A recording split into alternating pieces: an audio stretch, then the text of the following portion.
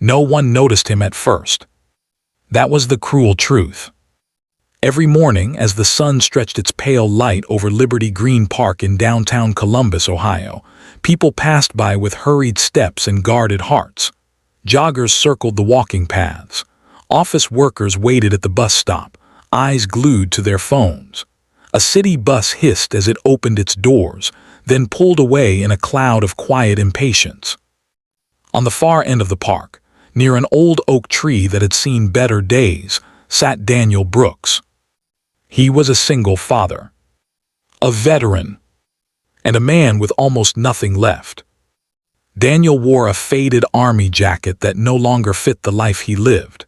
His boots were worn thin at the soles, and the backpack at his feet held everything he owned. Inside it were a few clothes, a folded photograph, and a small notebook where he wrote letters to his daughter, Emily, even though she was no longer with him. Emily had been his whole world. After her mother passed away, Daniel raised her alone while serving his country. When he returned home, things didn't fall into place the way he hoped. Jobs slipped away. Bills piled up. One mistake after another slowly pushed him out of the apartment they once shared. Now Emily lived with Daniel's sister in a small village outside the city. Daniel saw her when he could. He sent her letters when he couldn't afford the bus fare. That morning, Daniel sat quietly, watching the pigeons gather near a park bench. His stomach ached with hunger, but he ignored it. Hunger had become familiar. What hurt more was the feeling of being invisible. Then he saw her. A young woman stood near the bus stop holding a phone and shaking hands. Her eyes darted around, panic written clearly on her face. Her name was Sarah Miller, a nursing student new to the city. Her wallet was gone. No cash, no card, no way to get home. People walked past her. Some glanced. Most didn't stop. Daniel noticed because he knew that look. The look of someone stranded, hopping for kindness but expecting disappointment. He reached into his pocket and felt the few coins he had left. They were meant for a piece of bread later, maybe soup if he was lucky. He hesitated. Then he stood up. Daniel walked toward Sarah, slowly, carefully, as if afraid the moment might disappear. "Excuse me," he said gently. "You look like you could use some help." Sarah looked at him, surprised then cautious. I lost my wallet. I just need bus fare." Daniel opened his hand and placed the coins into hers, every cent he had. "It's not much," he said softly, "but it should get you where you need to go." Sarah stared at the coins, then at Daniel. "Sir, are you sure?" He nodded. "I'll manage." The bus arrived with a low rumble. Doors opened. Sarah stepped on, then turned back, tears filling her eyes. "Thank you," she whispered. Daniel watched the bus pull away. He sat back down under the oak tree, stomach empty, pockets empty, heart strangely full. He didn't know it yet, but that small act of kindness was about to change everything. The next day felt heavier. Daniel woke up on the same park bench, the city already alive around him. A police helicopter passed high above, barely noticeable against the blue sky. Cars moved steadily along the nearby road, and motorbikes hummed like distant bees. His hunger was worse now. His legs felt weak as he stood and stretched. He thought about Emily. He always did in the mornings. He imagined her walking to school, her backpack bouncing, her laugh filling the air. Daniel pulled out his notebook and wrote her another letter. "Daddy is okay," he wrote. "I want you to know that kindness still exists." Hours passed, no work, no food. Around noon, a familiar voice called out, "Sir." Daniel looked up. It was Sarah. She stood there with a smile, holding 2 paper bags.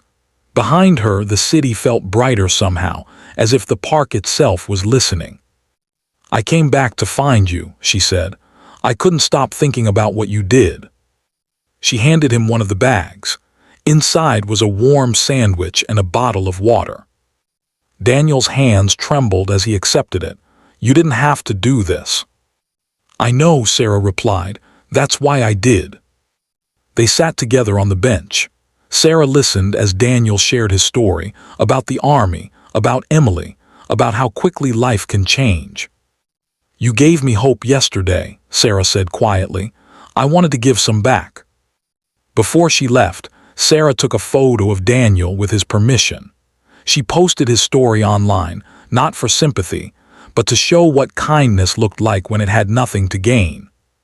By evening, something unexpected happened. A man in a clean jacket approached Daniel, then another, then a woman with a coffee and a smile. They had seen the post. A local reporter came the next morning, then a veteran support worker. Someone offered Daniel temporary housing, another offered job training. Within a week, Daniel stood outside a small apartment building, keys in his hand. It wasn't much, but it was his. The first thing he did was call his sister. "I'm coming to see Emily," he said, his voice breaking. When he finally hugged his daughter again, under the wide sky of a quiet village park, Daniel knew something deep and true. Kindness, even when it costs everything, always finds its way back. Life does not always change in loud moments. Sometimes it changes on a quiet park bench. Sometimes it changes with a handful of coins. Sometimes it changes when a person who has nothing chooses to give anyway. Daniel Brooks did not help Sarah because he expected a reward. He helped her because, in that moment, it was the right thing to do. He did not know a story would be written about him. He did not know strangers would care. He only knew what it felt like to be forgotten. And that is what makes this story unforgettable. In big cities, in small villages, in parks filled with trees and streets filled with traffic, there are people like Daniel all around us. People fighting silent battles. People carrying pain with dignity. People who still believe in goodness, even when life has been unkind to them. This story reminds us that kindness is never wasted. It travels, it grows, it returns in ways we cannot imagine. Dear viewers, if this story touched your heart even a little, please take a moment to comment below. Your words matter more than you know. They can encourage someone who is struggling today. Please like this video so that this message of hope can reach more people. Please share it with your friends and family, because someone in your circle may need this reminder right now. And most importantly, subscribe to the channel Kindness Quest. Here we believe that small acts can change lives. Here we tell stories that heal, inspire, and remind us of our shared humanity. Thank you for listening. Thank you for believing in kindness.